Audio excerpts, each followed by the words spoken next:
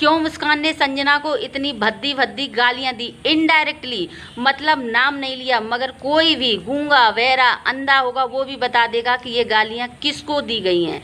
ठीक है, कोई भी बता सकता है कि ये गालियों का प्रयोग किसके लिए किया गया है। मुस्कान ने इनडायरेक्टली ही सही मगर संजना को दोबारा से टारगेट कर दिया है। मुस्कान का कहना है कि मेरा जो इंस्टाग्राम चैनल डिलीट हुआ है वो किसने किया है मुझे ये पता है, और किसने करवाया है ये भी मुझे पता है। मुस्कान ने बहुत गंदी गंदी गालियों का प्रयोग किया है पूरी सोशल मीडिया पर। इस वक्त मुस्कान का ही वीडियो छाया हुआ है। मुस्कान ने इतनी गंदी गंदी गालियां दी, जहां तक मुस्कान ने जिसको गाली दी उसके बच्चे को भी नहीं छोड़ा। मतलब मुस्कान ने सारी हदें क्रॉस कर दी गाली की। हम ये चीज़ गलत है कि अगर मुस्कान का जो इंस्टाग्राम अकाउंट है अगर वो डिलीट हुआ है तो वो किसी ने भी किया हो अच्छा नहीं किया है, क्योंकि उसका जो चैनल है उसको डिलीट मारने का किसी का कोई अधिकार नहीं है। ठीक है, मगर ये जो मुस्कान सोशल मीडिया पर खेल रही हैं इससे अच्छा कानूनी कार्रवाई करे। कानूनी कार्रवाई ही न्याय दिलाएगी, ये सोशल मीडिया न्याय नहीं दिलाएगी। ये सोशल मीडिया सिर्फ और सिर्फ तुम्हारी लड़ाई ही दिखाएगी और लड़ाई को बढ़ाएगी। ठीक है, तो उस चीज़ का मौका तुम खुद दे रही हो। अगर तुम्हारा अकाउंट डिलीट हुआ है और तुम्हारे मैनेजर को किसी ने भगाया है तो तुम उस चीज़ की छानबीन कराओ। ऐसी बात नहीं है कि पुलिस नहीं सुनती, सब चीज़ सुनवाई होती, मगर तुम खुद ही इतना बड़ा फैसला लेकर बैठ जाती हो, खुद ही डिसाइड कर देती हो कि किसने किया है किसने नहीं किया है। ठीक है, तो आज मुस्कान ने एक रिकॉर्डिंग भी डाली थी जिसमें मुस्कान के जो ससुर हैं उन्होंने मतलब मुस्कान का सपोर्ट किया है, और उन्होंने अक्षय को भी फ़ोन लगाया। अक्षय से बोला कि मेरी बहू का तूने ये चैनल डिलीट क्यों करवाया। तो मतलब बहुत ही अभद्र गालियों का प्रयोग उसमें भी हुआ है। अक्षय भी गंदी गंदी गालियों का प्रयोग कर रहे हैं, और अक्षय के जो पापा हैं वो भी गंदी गंदी गालियों का प्रयोग कर रहे हैं। भाई मैंने ये रिश्ता कहाँ से कहाँ पहुँच गया।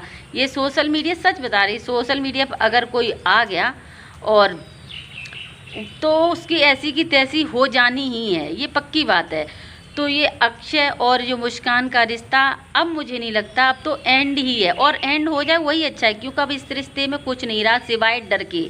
इस रिश्ते में अब सिर्फ और सिर्फ डर है, एक दूसरे के पास रहने का डर है, क्योंकि एक दूसरे जब बिल्कुल उतार के ही रख दी है, दोनों तरफ से ही उतारी गई है, उतार के ही रख दी है, तो फिर किस चीज़ का रिश्ता। ठीक है, उधर मुस्कान भी बहुत गंदी गंदी गालियाँ दे रही, मतलब मुस्कान तो सीधी संजना को ही टारगेट कर रही। मतलब इस तरीके से वीडियो देखकर ऐसा ही लग रहा है कोई भी गूंगा बहरा होगा वो बता देगा कि ये वीडियो किसके लिए बना है। ठीक है, अब सामने वाला ना बोले वो चीज़ अलग है, मगर ये वीडियो सीधा सीधा संजना के लिए बना है। ठीक है, सब कोई जानता है कि ये वीडियो किसके लिए बना है, किसके बच्चे मर जाएं, और मतलब बहुत ही गंदी गंदी गालियों का प्रयोग था। मतलब सुनकर शर्म आ जाए, जहाँ तक वैश्या रंडी इस तरीके की गालियों का प्रयोग उसमें हुआ है, और बड़े तो बड़े छोटे बच्चों को भी नहीं छोड़ा गया।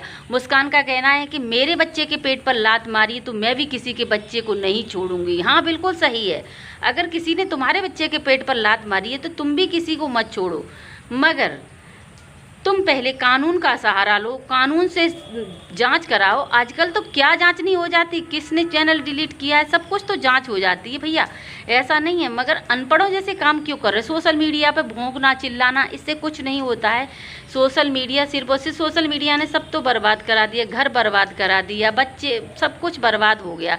ठीक है, तो भैया बहुत ज़्यादा इतनी कंडीशन ख़राब हो गई है, मुस्कान और मुस्कान की जो ससुराल पक्ष है दोनों की बहुत ज़्यादा कंडीशन ख़राब है।